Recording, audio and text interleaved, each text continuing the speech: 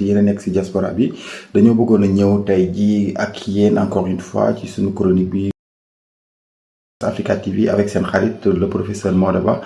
spécialiste en géopolitique ak géostratégie donc li ñuy waxtaan ak yéen tey moom moo nekk ci l'actualité internationale te actualité internationale bi fi ñuy commencé moom moo nekk le Moyen-Orient la fa xew voilà changé wu c'est Israël avec ses voisins premièrement avec les Gazaouis donc blocus bi nga xamante ni commencé na de façon intense depuis 2023 depuis octobre 2023 ba tey dañ ko gën a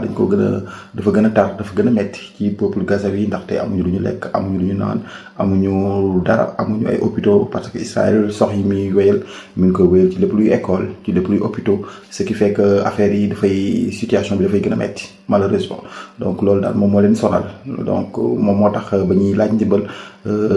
activiste yoo xamante ni ku mel ni Mohamed Moustapha nga xam palestinien la wala Avila nga xamante ni Espagne nga xam ni espagnol la ñoom defar nañ ngandap convoi benn flottille benn bateau de la liberté bu bees encore jóge fële sa Sicile ci benn ville bi ñu naan Syracuse donc voilà c'est Italie fa lañ jógee départ nañ nag pour ñëw bateau boo nga xamante ni def na ay lekk def na ay naan def na ay produits médicaux tout départ na pour ñëw Gaza pour dimbali population boobu nga xamante ni nekk nañ fa ña ngay souffrir donc ñoom seen objectif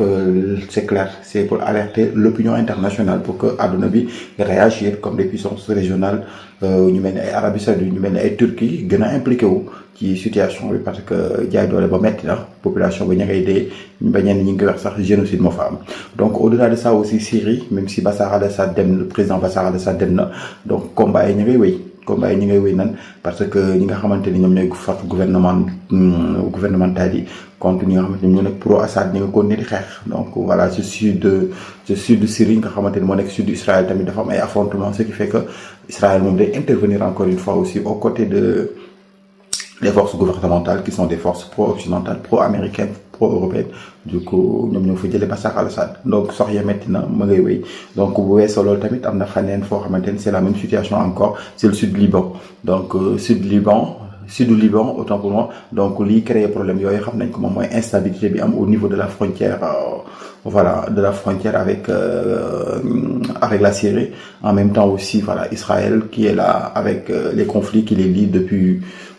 plus de 70 ans donc la situation se complique les choses s'intensifient davantage parce que boo gisee sud Liban Israël est intervenu directement contre le Hezbollah bu ñu nee Hezbollah ñëpp xam nañ leen donc c'est une milice politique boo xamante ni ñoom dañoo am seen armée indépendante donc te ñoom bëgguñu Israël donc reconnaître ñu Israël ce qui fait que Israël da leen di attaquer ndax Israël nee na dañoo créer benn dépôt d'armes bu ngan dépôt d'armes boobu seen objectif moom mooy se préparer à une nouvelle attaque contre l'État d'Israël donc parce que li xew contre Iran donc adversaire yi xam ne ni Israël melu ni ñu ko yaakaaree woon Israël est bel et bien vulnérable donc invincibilité bi ñu doon wax amul maanaam koo xamante ni kenn mën koo song ba daan ko Israël melul noonu moo tax ñoom ñëpp ñu ngi fexe ni ñu ko songee ba daan ko pour mën a am seen liberté foofu noonu sa Moyen-Orient donc xibaar bu mujj bi ñuy ñëw ak yéen moom moo nekk xibaar ba am ba tukkee fële ce lu ñuy naan c'est Ukraine entre la Russie ak l'Ukraine donc foofu la fa xew lenn la parce que xam nañu bien en guerre bi mi ngi commencé depuis février 2022 mais le problème qui se pose mooy que Ukraine donc armée ñu koy armée mooy Union européenne ak États-Unis maanaam dans le cadre de l'OTAN donc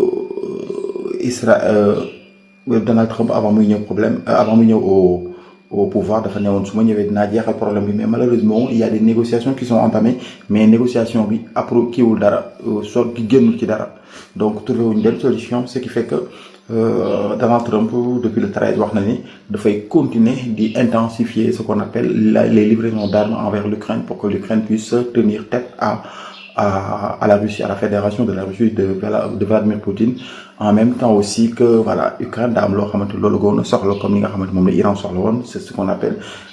une défense anti-aérienne maanaam bu ay avions jóge wala ay drones wala ay missiles ñu ko mën a capter ñu ko mën a enrayer te Amérique ñoo am nañ ay défense anti-aérienne boo xam ne adduna yëpp xam nañ ko mu nekk les patriotes donc patriotes yooyu batterie patriotes yooyu noonu boo ko installé maanaam Russie bu ñu ñëwee ak seen missiles yi ak seen drones yi wala ak seen chercheurs yu moderne que ce soit les Sukhoi 35 voilà et cetera donc dinañ leen mën a intercepter et cetera pour mën a dem négociation parce que pour nga dem négociation il faut nga am looy poser ci table ci lan ngay poser ci table bi mooy li ngay peser ci balance bi donc actuellement Ukraine et les États-Unis et l'OTAN de façon générale ils n'ont rien à poser sur sur la balance car il y a l'intensification des frappes de l'armée russe, ce qui fait que l'Ukraine est dans une position très défensive donc bu ñu demee ci négociation tamit ñoom du ñu am dara. donc loolu lañ amoon ci li ngeen di wax tey ci seen chronique Midi King ak seen xarit Maodo Ba maa ngi leen di jaajëfal yéen ñëpp di delloo antenne bi suñu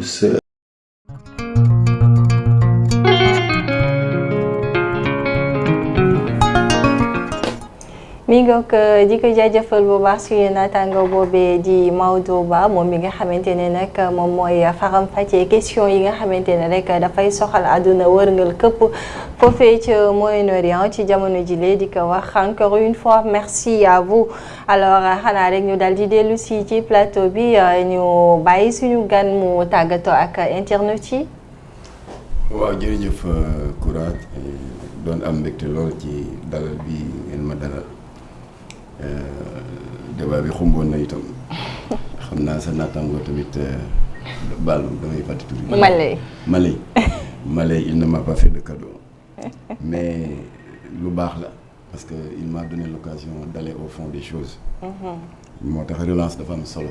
ci interview waaye doo interview rek bàyyi invité bi muy déroulé loolu du am sens waaye léeg-léeg nga dagg ko dugal dara loolu il le fait très très bien professionnalisme dëgg la wane alors di leen ñaanal yàlla dëggal seen taxawaay ndax da ngeen nekk ci benn corps de métier bu sensible mooy métier wax te xam nga ni ko ci Barma di waxee rek wax li ko tax a dangereux bu xësee ba génn rek bal vital la dem na toujours nag kon maa ngi leen di ñaanal commencé ko seen patron ba ca kaw du mon ami Lissa Faye que j'ai eu au téléphone ce matin di leen ñaanal yàlla lafal leen cat amiin yàlla gën a dëgëral seen taxawaay amiin yokk xam-xam bi ak man-man yi ndax lii ngeen di def defal leen ko seen bakken waaye askanu Sénégal ngeen koy defee mu di taxaw seetlu ci tolluwaayu réew mi parce que xam nga si taxaw seetlu ci ngay xam lu ñu mën a joyanti ak lu ñu war a dindi moom laa waxoon Bassirou Diomaye Faye ci lettre ba ma ko yónnee ci affaire assise de la justice bi ma koy alerter ci pexe yi gars yi lal pour daganal yàmba bëgg ko endossé loo pour mu def preuve de vigilance alors nee naa ko taxaw seetlu loolu tax mu am solo ndax Kotier daf ko résumé en une phrase très poétique dafa ne buy le fruit buy bi jóge ci baobab bi boo ko tojul doo xam lu ci ne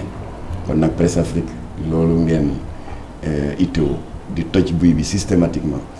c'est pour gindi Sénégalais yi ci wàllu économie ci wàllu société sur le plan des mœurs sur le plan politique yal na jëm kanam kon na yal na yàlla dàqal réew mi saytaane suñu kilifa diine yi yal na yàlla ñor di seen fan te tosoo ci wér yal na yàlla def jàmm ci réew mi te làqal ñu Sénégal fu yàq yeggul wa salaamualeykum wa rahmatullah mi ngoog am na solo di ko jaajëfal bu baax ginnaaw nag wuy si bi fii ci plateau Presse Afrique TV HD duñu tay di la jaajëfal Malé xanaa yow